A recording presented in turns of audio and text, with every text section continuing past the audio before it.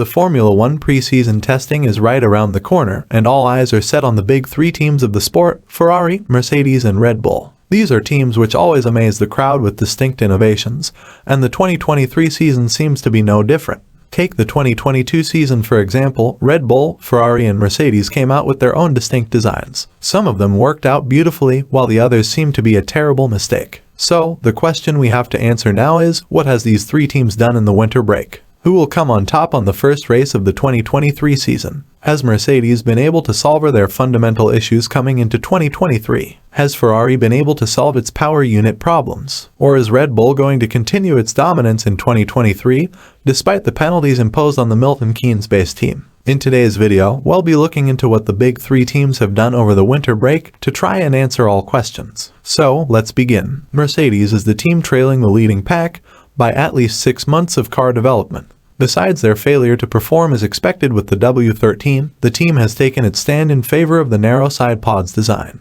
What you see on the W14 seems to be an improvement of its original concept, and Mercedes has reasons for staying with its own unique concept. Ferrari has compelling explanations for its 2023 car being a minor development of its 2022 F175. With a grand total of 6 wins to their name and a very little change in the 2023 technical regulations, accompanied with no change to their car's aero philosophy, it isn't to say that Ferrari and Mercedes made bad decision at all. We could say it is the teams not being able to execute their ideas properly. Mercedes feels that its innovative narrow side pods is not the problem of its W13, but is something to do with the car's fundamentals. Mercedes technical director Mike Elliott admitted to the media that he and his team were not 100% sure what the problem of the W13 was, and even thought of changing their concept, but did not take that step thinking of the losses they would face on the field. When we were questioning ourselves and asking, have we made a major mistake? Do we need to change what we are fundamentally doing? But you know, if you tear it all up and start again, you're going to start further back than where you are. It's better to take the car you've got and build on it.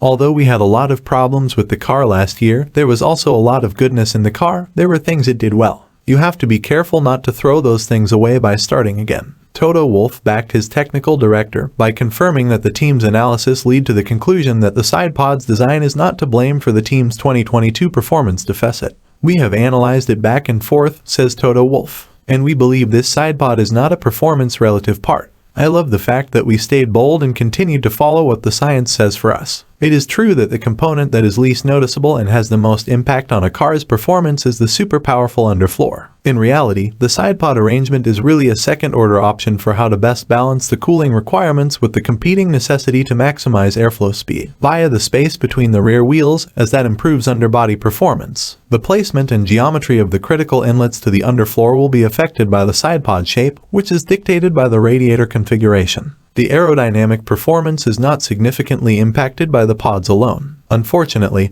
we are unable to observe what Red Bull, Ferrari, and Mercedes have accomplished in that underfloor because everything is in service to it. The Mercedes W13 from last year has severe control issues with its aero platform. Controlling the initial porpoising issue caused the vehicle to deviate from its ideal rear ride height, losing downforce and necessitating the installation of a larger wing, increasing drag. Running the rear suspension exceedingly stiff was necessary to maintain the ride height within a range that would maximize downforce but prevent porpoising, especially given that its range of travel was relatively little and limited. They were stuck with it for the season, since it had been built that way without being aware of the porpoising issue and because the entire rear end and gearbox architecture was built around this inadequate range of travel. As this amount of stiffness was higher than the stiffness of the tire sidewalls, the bouncing phenomenon, which is distinct from the aerodynamically caused porpoising motion, was set off. One question we should answer is, why did Mercedes design its W13 with such restrictions? To answer that question, we should go back to 2021. For 2022 and the new technical regulations, Pirelli had to make new tires on 18 inches of size. Teams in Formula One had to test those tires with the downforce numbers they thought they would generate in 2022 using mule cars in 2021. Mule cars are not accurate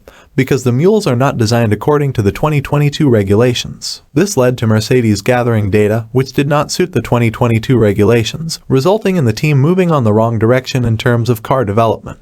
Although having excellent high-speed corner performance, the car's entry into slow turns was quite unpredictable when it was kept in this extremely small window. In fact, via such corners, it was typically the fastest in the second part of the season. For instance, in the Rapid S's at Austin, it was unbeatable. Nonetheless, it was as usual, unpredictable and erratic around the slow corners and sluggish on the straights. The zero-pods notion in conjunction with the W13's underfloor produced excellent figures in an ideal wind tunnel world without the induction of the porpoising phenomenon. Mercedes saw numbers that would have left Red Bull and Ferrari fighting over their scraps if they had been mirrored in the actual world. That was the belief Mercedes had before the car actually took to the track and its awful reality was revealed. A significant amount of air might flow between the rear wheels and tug more forcefully on the underfloor, leaving the tunnel diffusers due to the large area of exposed floor made available by the pod arrangement, thus accelerating the underfloor airflow to produce amazing downforce. The small pods also made it possible to position the floor inlets in a way that Mercedes thought would maximize the efficiency of the tunnels. It makes sense why the technical staff at Mercedes has been hesitant to give up on this idea. So if the mechanical components of the equation, particularly the rear suspension, could be adjusted to be more sympathetic to the needs of the car's aerodynamics and the underfloor could be made to be less sensitive, perhaps they could start to unleash the concept's previously untapped potential. That essentially sums up Mercedes' argument for a countermeasure to Red Bull's huge advantage in 2022. Ferrari's design is slightly different,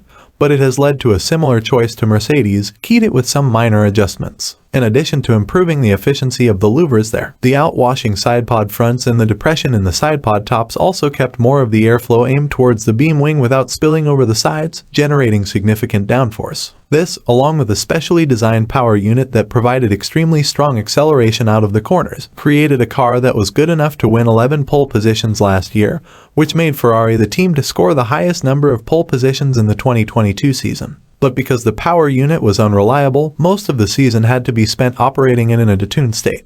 The aero design will undoubtedly be a great foundation for a title campaign once the reliability issues have been resolved and the engine has recovered to its powerful early season form with a few adjustments, most notably the clever S-duct around the cockpit sides. That is Ferrari's sales pitch. One or both of those pitches might succeed. Red Bull, however, was not motionless. Also, based on what we could see of it, Red Bull's underfloor geometry was significantly more sophisticated than anyone else's and appeared to be set up to maximize usable, constant downforce across the speed range and operating conditions. Even the team's use of different inlet fin geometries to alter the aero center of pressure in response to circuit demands revealed a level of aerodynamic skill unmatched by anybody else. The strongest Red Bull team we've ever had, according to Christian Horner, is the group. It's hard to conceive that the wind tunnel time limit will be enough to throw it off course because it's truly running on all cylinders. Thus, with the first test still to come, the season is in this position. All around, I believe the big team are going to make the 2023 season one to be remembered for a long time. What do you guys think? Which team is going to come out all guns blazing? Share your thoughts with us in the comments section down below. We appreciate you watching our video today.